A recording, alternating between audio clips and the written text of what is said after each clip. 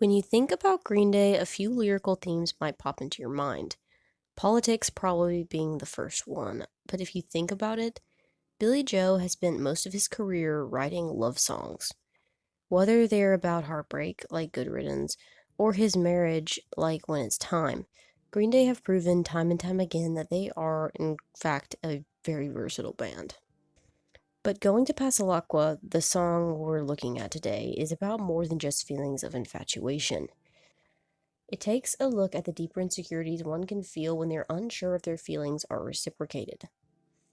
And I hope that by making this video, you may see the song in a different light. So without further ado, let's get it. But first, guys, we are so close to 2K, so please consider subscribing. Thanks. Now let's get it for real.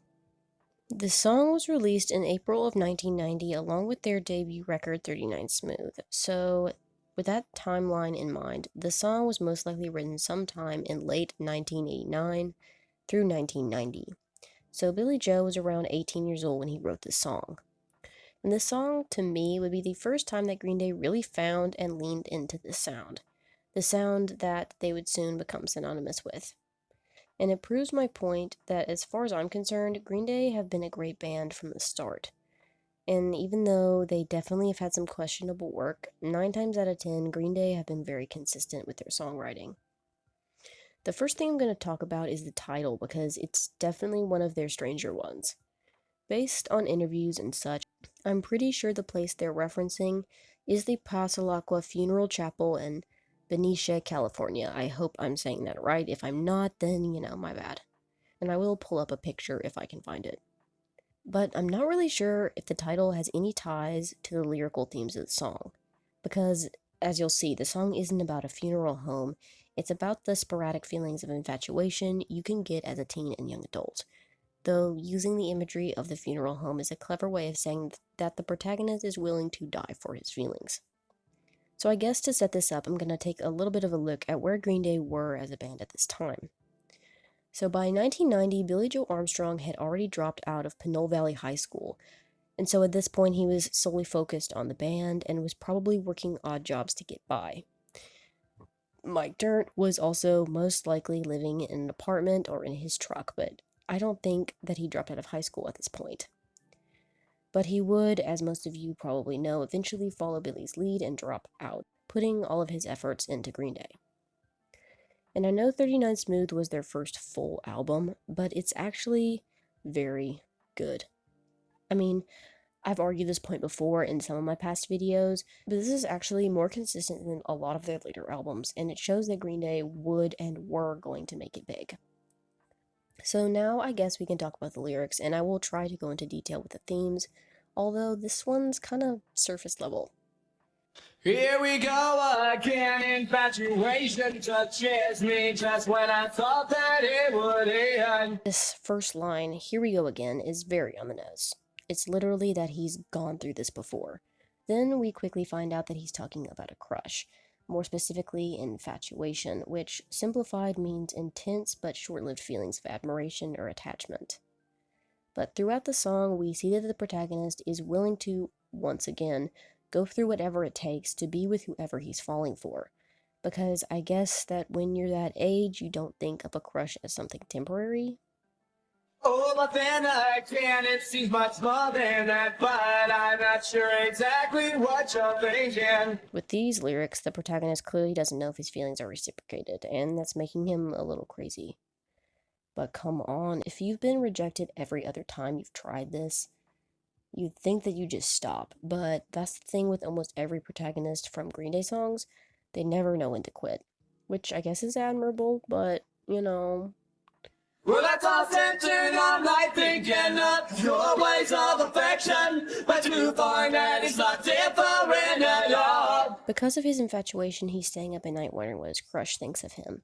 But throughout the song, there's no proof that the two characters, the protagonist and the crush, interact at all. Not to mention, knowing that a lot of Green Day songs are autobiographical, Billy Joe clearly didn't end up going with this girl. Because, 2 years later, he would be married to Adrian. So, in this song, he's letting these intense feelings eat him alive. Saying, thinking of your ways of affection, but to find that it's not different at all.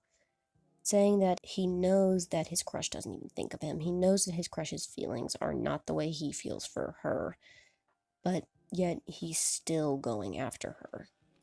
Well, I throw away my past mistakes and contemplate my future. That's what I'm saying. Remember that I was just talking about earlier, about how the protagonist had continued to fail in every relationship he pursued prior to this one. Yeah, well, this line is basically explaining why he won't quit. He says here that he throws away his past mistakes and focuses on his future, meaning that everything he's gone in the past, every one of his past fails, he's completely pushing them aside because he's so consumed with this basically unattainable future with his crush. Here's the chorus. What it lasts forever, doing that together, and in here we run away. Forward. This is the chorus, and here the protagonist is questioning how far he would go for his crush while simultaneously playing out some fantasy in his mind, where he would get to prove himself to her. But this is the end of the chorus, with the remaining parts just being repeated again. Now I'm going to talk a bit about why crushes are very problematic. Just for the context of this song, a crush, even though most of the time it can't be helped, it can lead to some very unhealthy habits and actions, like neglecting your personal relationships with your family and friends, or even forming a parasocial relationship with your crush that can lead to some toxic behavior. But as far as the protagonist is involved, his crush is just what's keeping him up at night, which can seem harmless enough, but it just shows the level of control that these emotions can have on you. As far as who this song was written about, I'm not quite sure.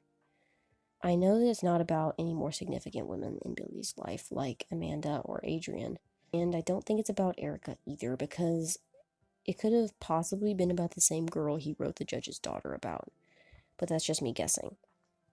But, think about it, it's most likely that Billie Joe crushed on a ton of girls during this time, so her importance in Green Day's history is very little. So now let's go into the stats real quick.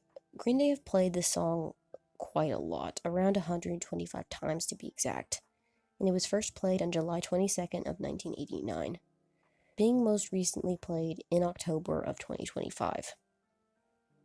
It's also cool to know that Going to Pasalacqua is the most played song from 39 Smooth, which is not at all surprising to me because it's the best song on the album in my opinion. And it serves as proof that Green Day's songwriting skills were there from the beginning, and were only expanded upon as the band matured. Alright, that's it. Leave your thoughts in the comments, be sure to like, subscribe, hit the notification bell, and I will see you, or not see you, in the next one. Adios.